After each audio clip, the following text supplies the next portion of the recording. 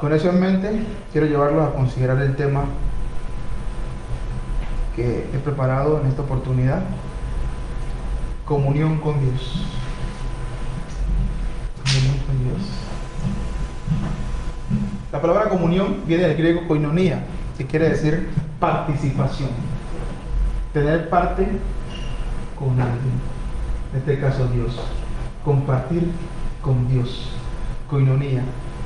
Esa palabra abunda en el Nuevo Testamento y siempre se refiere o a Dios y el cristiano, o a un cristiano con otro cristiano, santo con santo, que tienen comunión. El cristiano no tiene comunión con los incrédulos, por ejemplo, porque la palabra comunión es una palabra especial y no se refiere a un compañerismo natural, humano, sino que hay algo que va más allá. Es cuando dos personas se sienten en empatía porque comparten las mismas bendiciones espirituales de Dios, porque hablan el mismo idioma. Eso es comunión. Y para tener comunión con Dios hay que hablar el mismo idioma de Dios. Hay que participar en lo que Él nos ha llamado a que participemos. Entonces, esto de comunión con Dios es el sublime y alto objetivo de todo hombre de Dios. O sea, tener comunión con Dios debe ser a donde debemos apuntar. Eso es grandioso, pero también representa un trabajo. Pero un trabajo grande, representa un esfuerzo, pero es maravilloso tener comunión, participar con Dios. Por ejemplo, en el culto participamos, Dios nos invita a participar con Él.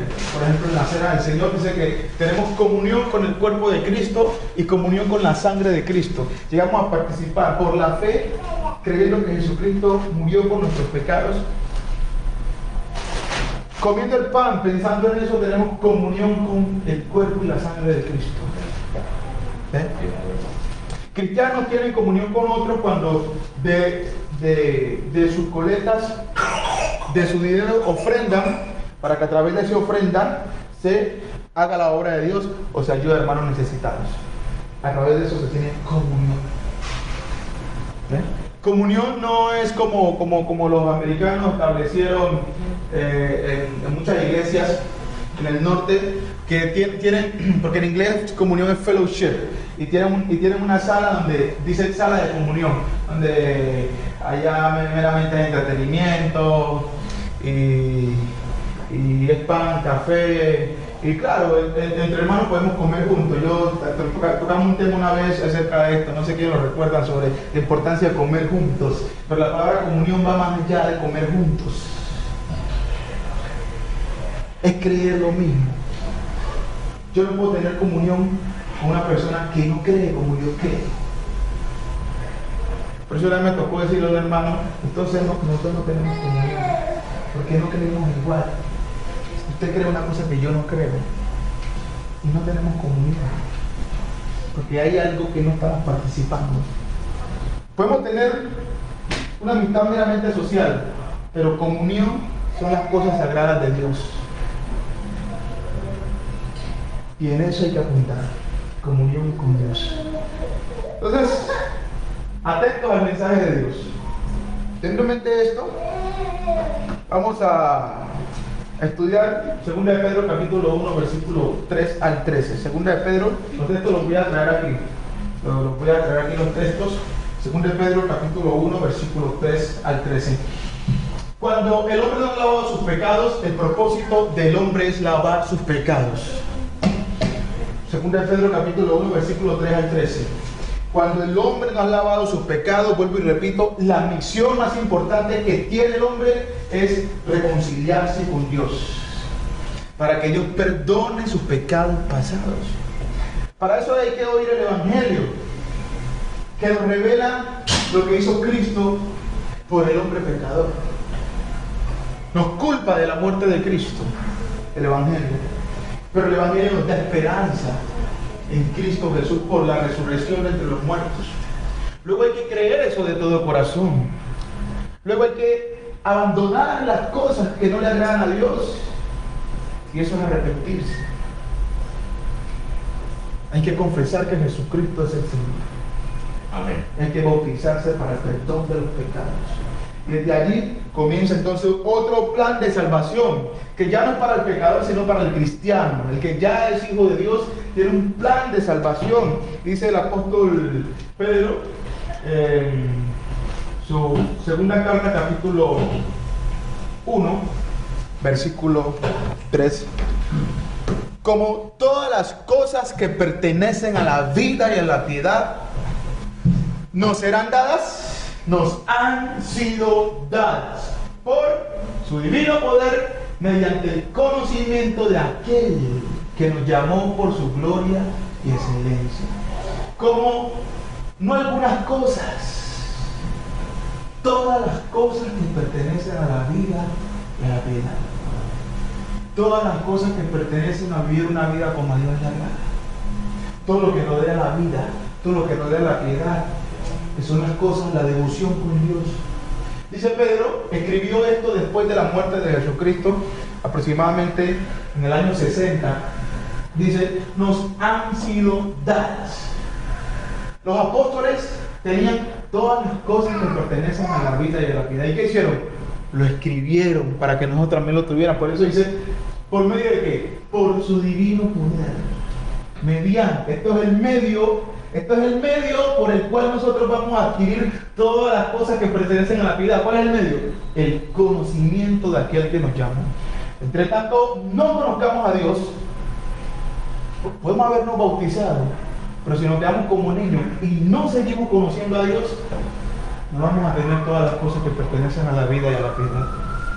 No vamos a poder vivir en esta vida una vida plena y abundante, siendo agradables a Dios en todo. El poder de Dios, la gente anda buscando el poder de Dios. ¿Cómo se adquiere el poder de Dios? A través de su conocimiento. Quiero poder de Dios, quiero empoderarme de Dios. ¿Cómo se adquiere? Ahí está. ¿Y qué documento tenemos mejor para conocer al Señor? Es su palabra. Entonces hay que conocer a Dios. Para tener comunión con Dios hay que conocer a Dios. Y vamos a ver que vamos a tener todas las herramientas para vivir una vida como a Dios le agrada, que pertenecen a la vida y a la piedad. Si Dios dice todas, hay que creer que todas. No es que la Biblia no tiene solución para este problema que yo estoy viviendo. Dice el Espíritu Santo que sí, que todas. Y yo, no, Dios no me puede libertar de este pecado. Dios no me puede ayudar a avanzar en esta etapa de mi vida. Yo creo que Dios no tiene el poder para cambiar esa forma de ser niño. Dios no tiene el poder para hacer que yo sea más valiente, para que yo abandone los miedos. Dios no tiene ese poder. Y dice todas las cosas, todas. Hay que creer lo que dice el Señor. Versículo 4. ¿Por medio de cuáles cosas? Por medio de todas las cosas que pertenecen a la vida y a la piedad, que también se nos ha dado. Preciosas y grandísimas promesas. Fíjese bien, como todas las cosas que pertenecen a la vida, a la piedad, nos han sido dadas. Me saltan 4. Por medio de las cuales nos han sido dado preciosas y grandísimas promesas.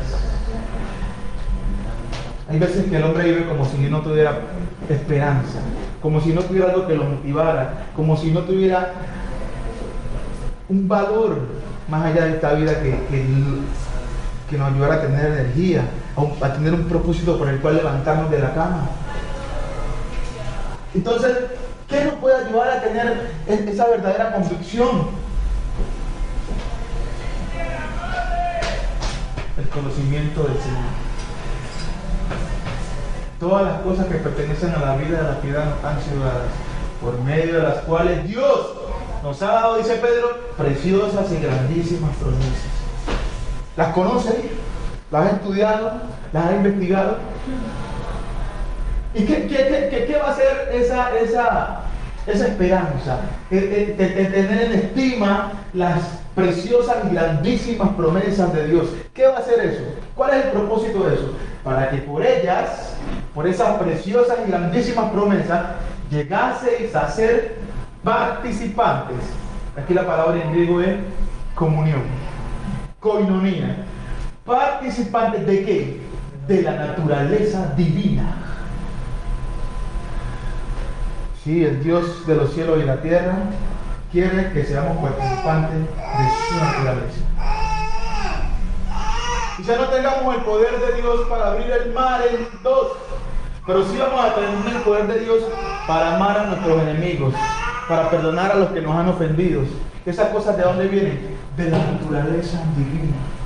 Para tener misericordia de lo que se revela en contra de nosotros, para ayudar a los necesitados, para decirle la verdad a mi hermano,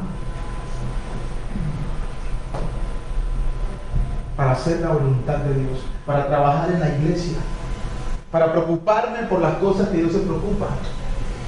Yo puedo ser parte de eso, de la naturaleza divina. Habiendo huido de la corrupción que hay en el mundo a causa de las concupiscencias, es decir, de los deseos de los hombres. Mira, nadie puede participar de la naturaleza divina de Dios si no ha huido de la corrupción que hay en el mundo a causa de los malos deseos. Los malos deseos. Porque de una sola fuente no puede salir agua dulce y agua agria. Pero Dios, ¿qué dice? ¿Quién debe huir? No dice esperando que Dios nos haga huir. No. Hay algo que el hombre debe hacer. Huido. Habiendo huido, habiendo escapado de la corrupción que hay en el mundo. Es decir, una señal de que nosotros estamos venciendo el mal de este mundo es que nos estamos cada día alimentando de Dios. Entre menos nos alimentemos de Dios, más vamos a estar enredados en la corrupción de este mundo, menos esperanza vamos a tener, vamos a vivir como si Dios no nos fuera prometido nada, como si esta vida solamente terminara aquí, por falta del conocimiento de Dios. No vamos a tener las herramientas para vivir una vida como a Dios le agrada, por falta del conocimiento del Señor. Esa es la base que Dios establece, para luego decir lo siguiente: vosotros también, teniendo en cuenta lo anterior, poniendo toda diligencia. La palabra diligencia quiere decir prontitud. Ya, como dice el Espíritu Santo, si oyeres hoy su voz, no endurezcáis vuestros corazones, poniendo toda diligencia. Como cuando tenemos que hacer tareas tan importantes y venimos acá al centro y metemos un papel acá y estamos haciendo otra fila acá y mientras tanto le decimos a la señora, guárdame el puesto, que voy a hacer rapidito otra cosa acá, que voy al banco y meto otra cosa acá y cuando termine y me regreso acá, poniendo toda diligencia. Con las cosas de Dios, pocos obramos así. Si no, después terminamos el culto, oye, vamos a unos hermanos que no se han congregado para que los animemos. Que yo tengo algo que hacer. Es que me salió esto. Con las cosas de Dios, yo no veo esa toda diligencia que Dios manda aquí.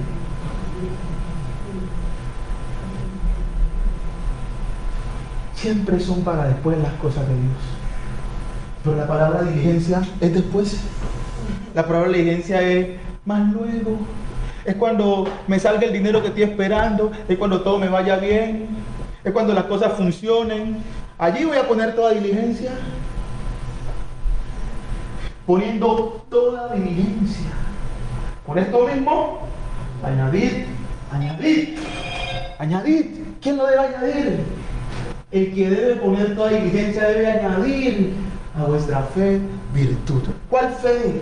La fe que recibimos cuando conocimos a Dios. Porque la fe viene por el oír y el oír la palabra de Dios. Este es el comienzo de la salvación. La fe. La fe mueve al hombre hacer lo que a Dios le agrada. La fe nos despierta. La fe hace que nosotros demos un paso. Eso es la fe, porque viene de una convicción de la palabra del Señor. Y allí ya estamos hablando de un convertido, de una persona que está siguiendo a Dios, pero recibió la fe, se bautizó para el perdón de sus pecados. Por la fe creyó que Jesucristo le había limpiado de sus pecados pasados y se quedó allí. Allí se quedó. Pero el Espíritu Santo no quería que se quedara allí. El Espíritu Santo quería que añadiera a esa fe algo. Era virtud.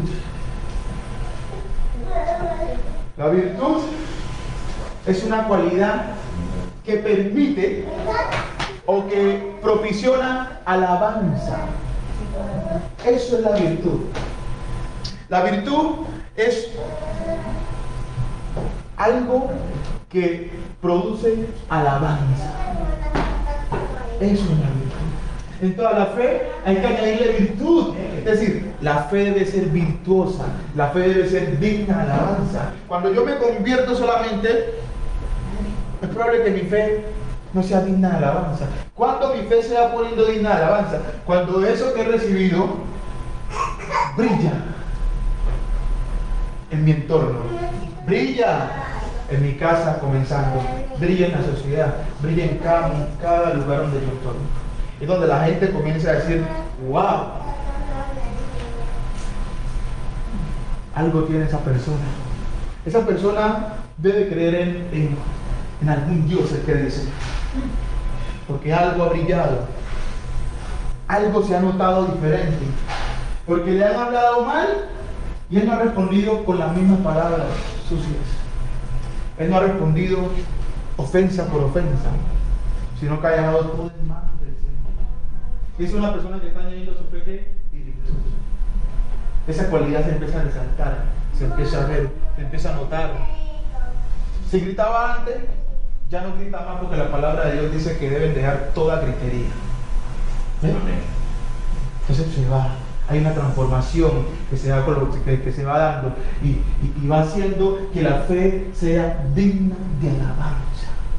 Como el Señor dice, que sean luz, ¿para qué? Para que las obras de vuestros padres las reconozcan las demás personas.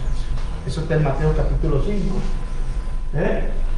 Añadir a vuestra fe virtud. Entonces lo que hemos recibido, el camino que hemos decidido tomar, debe ser manifiesto algo de esa luz, de ese camino delante del mundo. Porque Cristo nos llama de las tinieblas a su luz admirable y nos deja en el mundo para que brillemos como luminarias en el cielo. Entonces usted ve el cielo oscuro y la densidad de la oscuridad que hay en el cielo, ¿acaso opaca las luminarias del cielo? ¿Acaso se opacan ellas por la densidad, por que esté oscuro el cielo? No, ellas brillan en medio de la oscuridad. Así que de Cristo, el cristiano, brilla en medio de la maldad de este mundo, de la negatividad de este mundo. ¿Cómo? Añadiendo a su fe virtud, poniendo por práctica lo que ha aprendido. Y a la virtud hay que añadir conocimiento. Aquí estamos hablando ya de un pleno conocimiento de las cosas del Señor. Por ejemplo, del culto de la iglesia, de la obra de la iglesia, de la obra del Espíritu Santo, cómo Dios quiere que la alabemos. El plan de salvación, ya tenemos un conocimiento completo del plan de salvación para poderlo transmitir a otras personas. Sabemos lo que a Dios le agrada y lo que a Dios no le agrada, lo que hemos practicado y lo que no podemos practicar. Nos llenamos del conocimiento de cuál es el papel de la familia en el mundo, cuál es el rol de la mujer, cuál es el rol del varón, cuál es el rol de los hijos, cuál es mi rol delante de la sociedad. Y todo ese conocimiento lo añade Dios. Entonces, ¿qué va a hacer eso? Que la virtud crezca aún más, porque van a haber más cosas que resaltar en nuestra vida a medida que tenemos conocimiento. Pero si la virtud no tiene conocimiento, se va a quedar pobre. La virtud es lo que hace que sea digna de alabanza a la fe. Entonces, entre más conocimiento tenga la virtud, más Dios va a ser glorificado. Porque la gente va a decir, yo sí quiero seguir a ese Dios que sigue esa persona. No es un Dios mentiroso, no es un Dios hipócrita, no es un Dios falso, no es un ladrón, es un Dios verdadero, no es un Dios cobarde,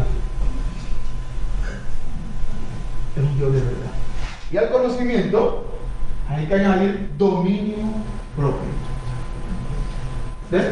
Ahí está todo consecuentemente. Al conocimiento hay que añadir dominio propio. Es la mansedumbre, es el rango de madurez que te lleva a dominar todas tus emociones y a controlar aún el conocimiento que estamos recibiendo. En una porción de la escritura dice que los pastores no deben de ser recién convertidos porque pueden envanecerse. Neófitos, aún recién convertidos, pueden envanecerse. ¿Qué pasa? Con muchos que apenas tienen conocimiento, pero ese conocimiento es un conocimiento que no se ve reflejado en su vida, porque son unos patanes, porque son unos rebeldes, porque son orgullosos. ¿Ves? Dominio propio. ¿Qué es lo que te lleva a corregir? A corregir sin salirte de tus casillas. ¿Qué fue lo que Cristo hizo cuando fue a reprender allá a los judíos porque habían pervertido el templo? Él estaba enojado y con un látigo y fue allá y sacó a todo el mundo. Era una rabia mansa. Es la capacidad de corregir con valentía las cosas sin agredir a la persona. Dominio propio. La capacidad de sujetar todas tus emociones, tanto las positivas como las negativas. Porque Dios manda que hasta los que se alegran sea como si no se alegraran. ¿Y qué quiere decir Dios con eso? Que debemos tener un control aún de la alegría. Dios dice: los que lloran sean como si no llorasen, porque aún hay que tener un control en los momentos tristes. Porque las personas, cuando están muy tristes y se van a llevar de su tristeza, ¿qué hacen? Locuras, se deprimen, no buscan más a Dios, se hunden. Para eso tiene que tener dominio propio. Perdió un familiar, sí, es duro, difícil, sí, pero esto es lo que lo va a ayudar a no dejarse hundir. Está pasando momentos muy espectaculares. Si se deja llevar y no tiene dominio propio, se puede olvidar del Señor y se puede desviar sus propósitos. Al dominio propio hay que añadir entonces paciencia, porque domarse a sí mismo no es fácil. Entonces, para domarse a sí mismo, uno debe tener y uno va desarrollando esa paciencia. El dominio propio que hay entonces paciencia. Esto es totalmente lógico. O sea, que es totalmente lógico lo que Dios nos está enseñando allí. Amén. Y esto es en otra forma perseverancia. Hermano, lastimosamente nosotros en nuestra ignorancia a veces decimos: Señor, dame paciencia. Pero el Señor quiere que nosotros tengamos, ¿sí?, la paciencia, no que tengamos ese control. Sí. Dice añadir, ¿no? Hay que añadir al dominio propio paciencia, que es perseverancia. Entonces, ¿qué lleva a esto? A que no cesemos de practicar esto, aunque a veces no veamos resultados inmediatamente. Entonces, alguien lo insulta y usted tiene que tener dominio propio para no responder mal por mal. Pero quizás usted no ve el resultado inmediatamente del cambio en la persona. Entonces aquí se va desarrollando eso. Perseverancia. Entonces ya usted no actúa dependiendo del resultado inmediato de las cosas, sino que usted actúa como un estilo de vida. Usted va a hacer de estas cosas un hábito. Los hábitos no dependen de las circunstancias. Los hábitos siguen. Que algo en el resultado no salió del camino y el hábito sigue, porque sabe qué es lo que hay al final, el resultado que hay al final. Entonces está el deportista Sigue el deportista con su entrenamiento, sigue con su entrenamiento, él sigue con su entrenamiento, y él sigue y se enfrenta a dificultades en el camino, y él sigue con su entrenamiento porque él ya vio su objetivo. Y él dice, aquí yo vi mi objetivo, aquí yo vi mi objetivo, aquí yo vi mi objetivo. La constancia. Hasta que lo logra. Paciencia, perseverancia. Y a la paciencia, piedad. La piedad allí tiene que ver con la devoción a Dios, con las cosas religiosas que deben estar involucrados en todo esto. La piedad. Como todas las cosas que pertenecen a la vida, a la piedad, como decía, es la misma idea aquí. Piedad tiene que ver con la devoción a Dios. Y algo que los hombres pueden perder, parece extraño, con conocimiento. Jesucristo, y les doy un ejemplo. Jesucristo, el Señor Jesucristo, en su ministerio, en un momento él estaba, como decimos nosotros, pegado. Él está en toda su popularidad, haciendo las obras de Dios, haciendo la misión de Dios. Y en un momento me llama la atención que hace, los discípulos le dicen que había un poco de gente esperando. ¿Y él qué hace? Deja allí y se va solo a orar con su padre. Se va solo a orar con su padre. Eso lo hizo varias veces. Un momento, sí, trabajo. Y dijo, y la devoción. Y salió de ese ciclo que puede también, que tumba muchos hombres de Dios. Trabajo, y le quita tiempo para orar, le quita tiempo para meditar profundamente en la palabra de Dios, para leer la palabra de Dios con calma. Entonces estamos haciendo acá, ayudando supuestamente a otras personas, y comenzamos a descuidarnos nosotros mismos.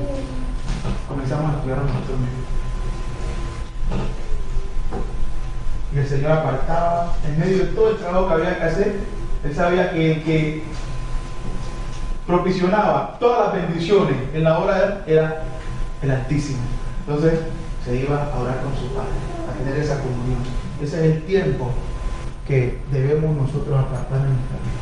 Ese tiempo a solas con el Señor, donde podamos derramar nuestro corazón al Señor.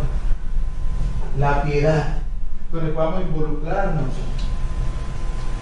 en ese espíritu que Dios quiere que tengamos de devoción, de involucrarnos en sus cosas religiosas. Piedad. La piedad, afecto fraternal. Ya tiene que ver con el compañerismo, con Romanos capítulo 12, creo que habla de ser afectuosos unos con otros. Amor fraternal. Recordemos que Dios es como en la iglesia Dios es como el padre de la familia.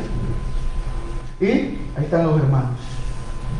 Por eso de ahí viene la palabra hermanos. La palabra hermanos no es cualquier palabra.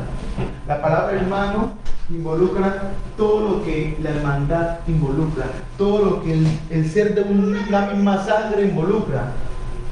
Y no somos de una misma sangre terrenal. Yo no tengo de pronto su mismo tipo de sangre, pero tenemos que convencernos que tenemos una sangre superior que nos une, que es la sangre de Jesucristo. Eso es lo que va a ayudar que el uno se preocupe por el otro. Y la Biblia, y búsquenle en el Nuevo Testamento la expresión unos y otros, o unos con otros, y está repetida cientos de veces. Unos con otros, perdónense, unos con otros, tengan misericordia, unos con otros, ayúdense, unos con otros, preocúpense, unos con otros, hagan esto, unos con otros. Eso está repetido casi en todo el Nuevo Testamento. En una oportunidad dar un tema acerca de eso, afecto fraternal.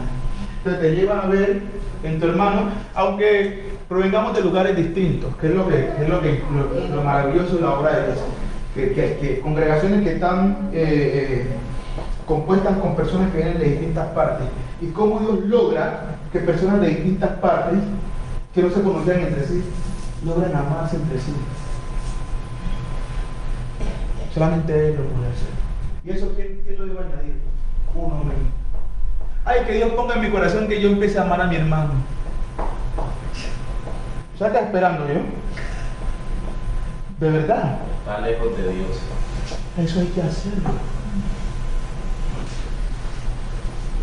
Amor, afecto, fraternal. el afecto fraternal, lo más grande que es el amor. Es lo que va a reinar por toda la eternidad. ¿Qué es lo que inició Dios con enviar a Jesucristo? El amor sacrificial, el amor del Señor, el amor sublime. El amor es la cúspide de todas las cosas.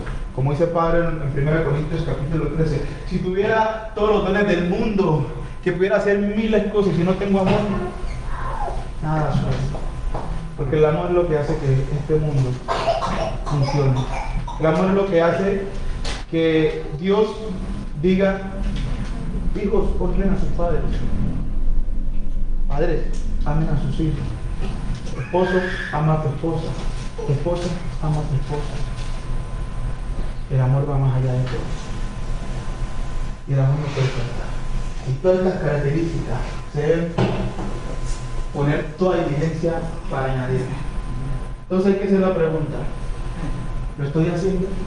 ¿Estoy trabajando en estas cosas? ¿Cómo estoy en este trabajo? En este trabajo, porque hay consecuencias. Vea, es que esto no es una teoría, es que hay consecuencias. Hermanos y amigos, hay consecuencias de no estar trabajando en esto, hay consecuencias. Y Dios quiere en este momento que cada uno de nosotros despierte en eso, le preste atención a lo delicado de no añadir a nuestra vida en Cristo todas esas cualidades y bendiciones que vimos. La primera es positiva, porque si estas cosas están en vosotros, ¿cuáles cosas? Todas las que ya vimos. Si estas cosas están en vosotros y abundan, no dejarán estar ociosos ni sin fruto en cuanto al conocimiento de nuestro Señor Jesucristo. Es posible que algunos tengan conocimiento, pero es conocimiento sin fruto, que no da fruto. Y todo árbol que no da fruto será cortado y echado al fuego, dice el Señor Jesucristo. Amén. Si estas cosas están en vosotros y abundan, la fe, la virtud, el dominio propio, el conocimiento, el amor fraternal, la fe, si todas esas cosas están en vosotros y abundan, no dejará de estar ociosos. Esta palabra es bien importante. Ociosos. Entonces es posible que haya muchos cristianos ociosos, es decir, que estén inmóviles, sin hacer nada. ¿Por qué? Porque no abundan estas cosas en ellos.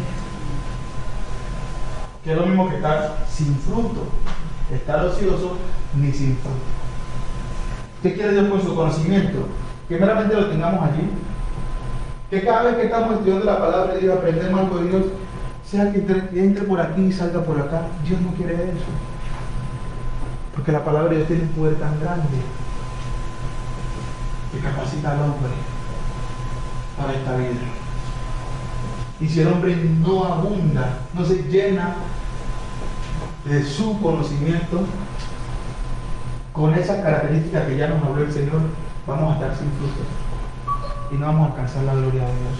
Tristemente, no vamos a poder alcanzar la gloria de Dios.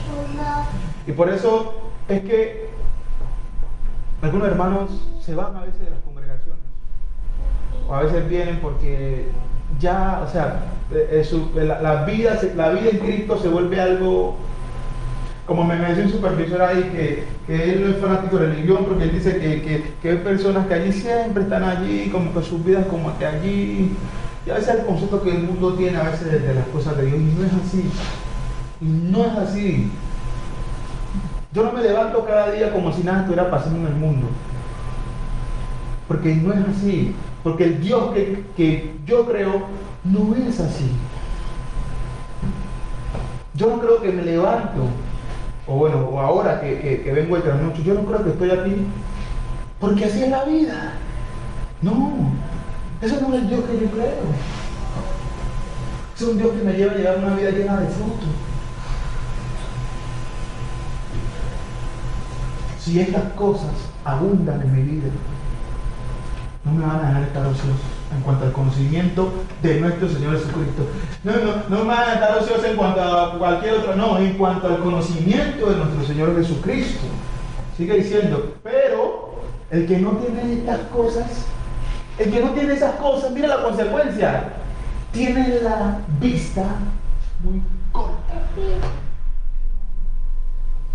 Es ciego. No está hablando de una persona que no está bautizada.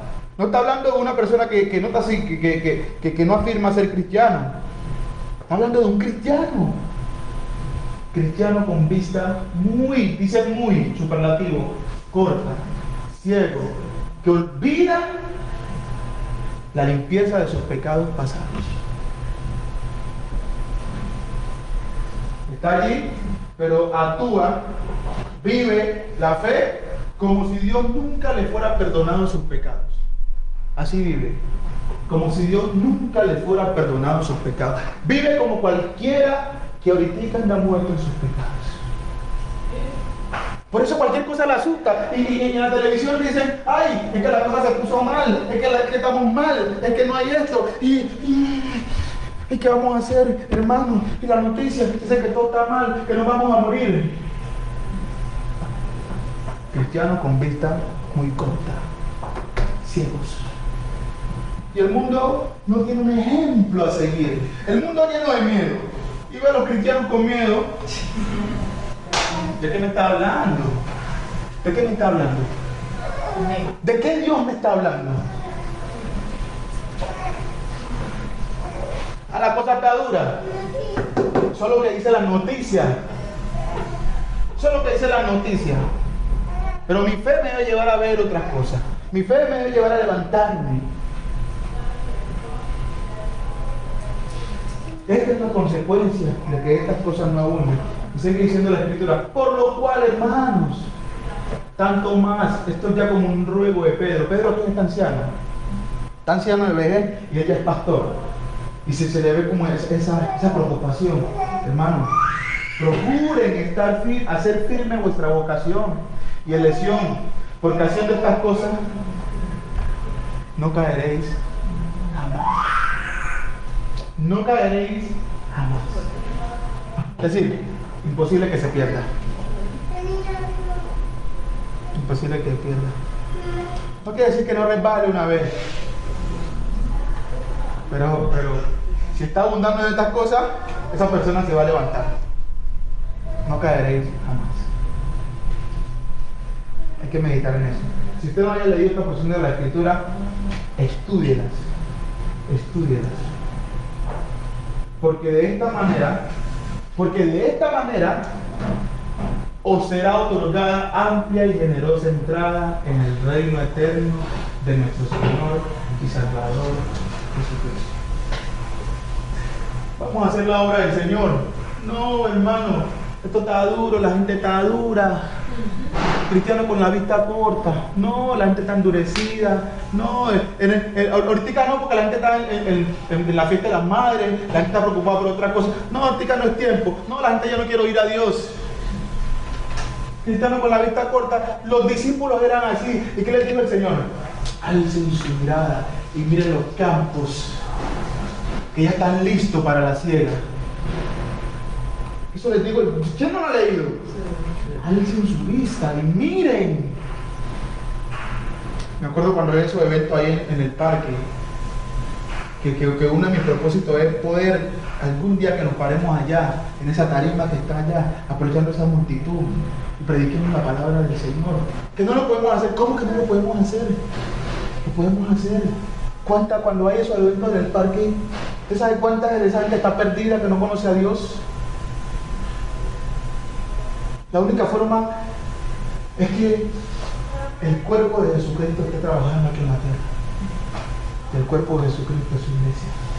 Disculpa, hermano, creo que lastimosamente pensamos que al predicar el Evangelio creemos que somos nosotros que nos vamos a convencer a esas personas, no sabiendo que es el Espíritu Santo el que va a hacer la obra en esa persona. Solamente regamos esa semilla que es la palabra de Dios.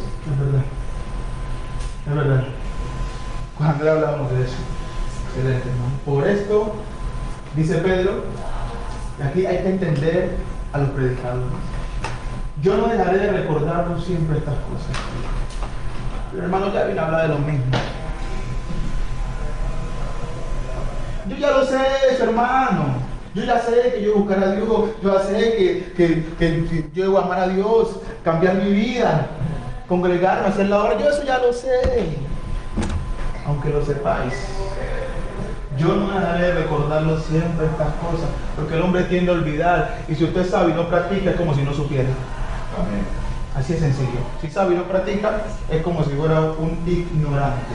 Aunque vosotros lo sepáis, dice Pedro, y estáis confirmados en la verdad presente, pero él dice, yo no dejaré de recordarlos de vez en cuando. Siempre estas cosas. Pues tengo por justo, vea que eso es justo, entre tanto que tiene el cuerpo, el despertaros por amonestación. ¿Y qué es lo que sirve para amonestar? La palabra del Señor. En despertaros, despiértate tú que duermes y Cristo te alumbrará. La iglesia necesita ser despertada. Nosotros necesitamos ser constantemente despertados, que alguien nos esté ayudando, que recibir. No tengamos un espíritu negativo en cuanto a la exhortación. No tengamos un espíritu negativo cuando alguien nos llama la atención, nos invita a seguir a Dios. Tengamos como una persona que... Estas son palabras de una persona preocupada. Pedro aquí está preocupado.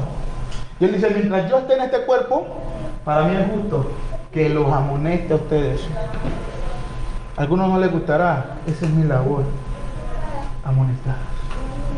Hermanos, gracias por su atención. Espero que las palabras del Espíritu Santo hayan cabida en nuestros corazones para seguir trabajando en estas maravillosas cosas de Dios. Hay una iglesia preciosa que la Biblia describe así, como cuerpo y familia de Cristo, allí donde yo me convertí.